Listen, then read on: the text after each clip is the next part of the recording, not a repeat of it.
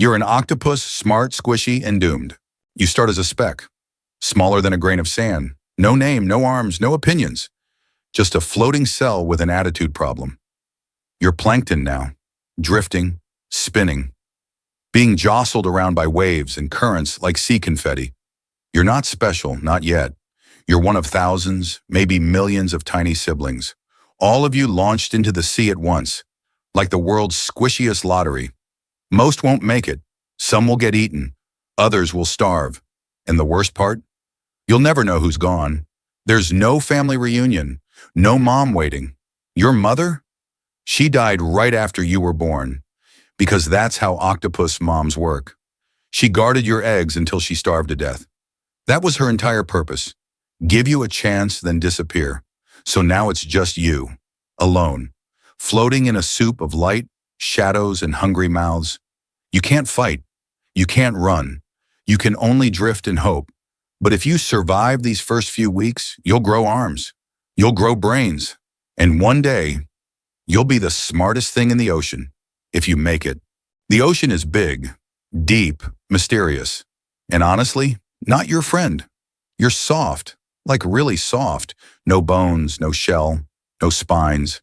You're basically a brain in a balloon, a snack with opinions. Meanwhile, everything else, sharper, faster, hungrier, jellyfish sting, crabs pinch, fish swallow you whole. You hide in seaweed. They find you. You jet away in a puff of ink. They chase the ink, then chase you anyway. It's like a horror movie, except you're the main character, the victim, and the popcorn. But here's the twist. The ocean doesn't hate you. It just doesn't care. It moves. It drags. It feeds on weakness. So you adapt. You get quicker, trickier, smarter. You learn to vanish in plain sight. You squeeze through holes smaller than your eyeball. You become the thing others fear. Not yet, but it's coming. For now, you stay small. Stay hidden. Because the ocean has one rule. If you're not useful, you're lunch. And you plan on being both. One day you wake up with arms. Real ones. Not noodles, not twitchy stubs. 8 long, flexing, reaching, curling tools of pure potential. And get this, they're not just limbs. They're brains. Each one thinks a little on its own. Each one feels, learns, remembers. That fish over there?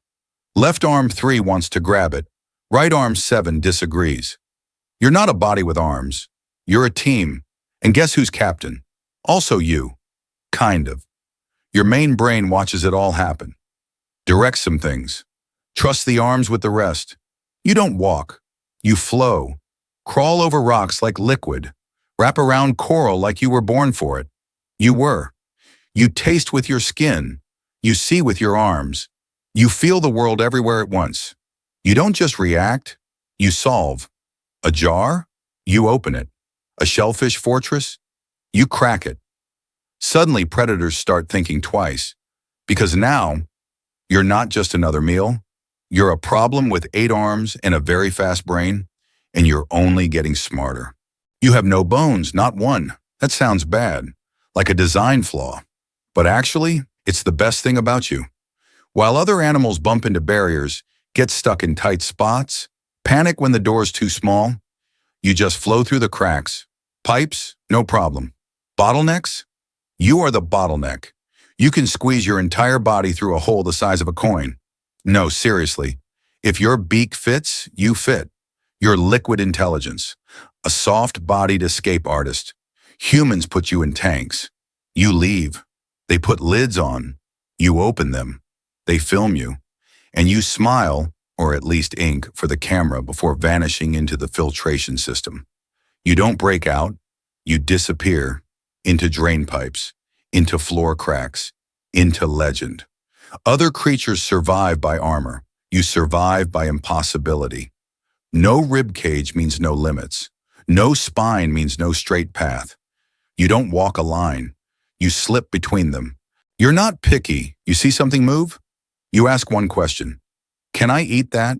Crab? Yes. Shrimp? Yes. Fish? If you're fast enough.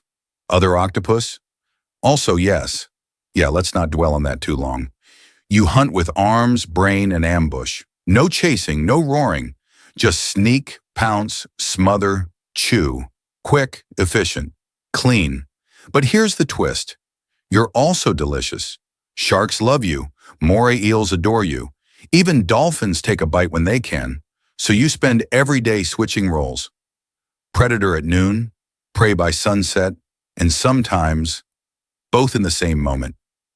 You're hunting a crab, and suddenly a barracuda is hunting you. You don't get time to plan, you just move. Ink, jet, vanish, or change shape, or color, or texture. Turn into rock, turn into coral, turn into not lunch.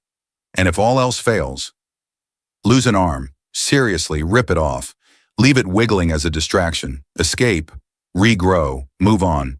You don't get mad, you get out. Because in the ocean, there's only one golden rule. Eat quietly, escape quickly. You don't roar. You don't chase. You don't win by being louder, faster, or stronger. You win by not being seen at all. A patch of sand? That's you. A bumpy coral rock? Also you. That weird lump in the corner that looks like nothing? Yep. Still you. You've got color cells in your skin, like built-in pixels. And you control them with your mind, not tomorrow, not in 5 seconds, right now, instantly. Scared? You go pale. Angry? You flash red. Just messing around? You mimic the floor and giggle internally. And it's not just color, it's texture too. Smooth, spiky, wrinkled, mossy. You become part of the background so perfectly, no one knows you're there until you leave. A fish swims past. You were a rock. Then you're a nightmare. Arms fly. Ink sprays. Dinner is served. Or maybe it's you running. Ink again. Jet propulsion. Squeeze through a crack. A predator blinks, and you're gone. You don't fight fair. You don't fight at all if you can help it. You vanish, morph. Survive by confusing the universe. That's the octopus way. Most animals have one brain. Simple, centralized, efficient. You said, nah. Let's do 9. 1 in your head, the other 8 inside your arms. Yes, each arm has its own mini-brain. They can think, feel, make decisions without asking permission. Arm 3 might be opening a clam. Arm 5 is exploring a tunnel. Arm 7 is poking something it probably shouldn't. Meanwhile, your main brain's just floating, like, cool. Let me know if anything explodes. You are a committee, a democracy of limbs. You don't micromanage. You delegate. Need to multitask. You were born multitasking. While a shark has to think, should I turn left? You've already turned, inked, squeezed through a crack, and found a snack. Your body isn't a tool. It's an ecosystem of thinking parts. That's why you're hard to predict, hard to stop. You move like a thought. Or 8 thoughts, all going different directions. And the best part, you don't even have to think to be brilliant. You just let your arms do their thing. That's not weird. That's octopus genius. One day you feel it, a shift. Something ancient stirs in your cells. It's time to mate. No dates, no flirting, no dramatic ocean sunsets.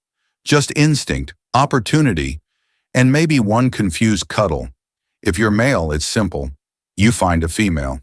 Extend a specialized arm called a hectocotylus. Deliver the goods.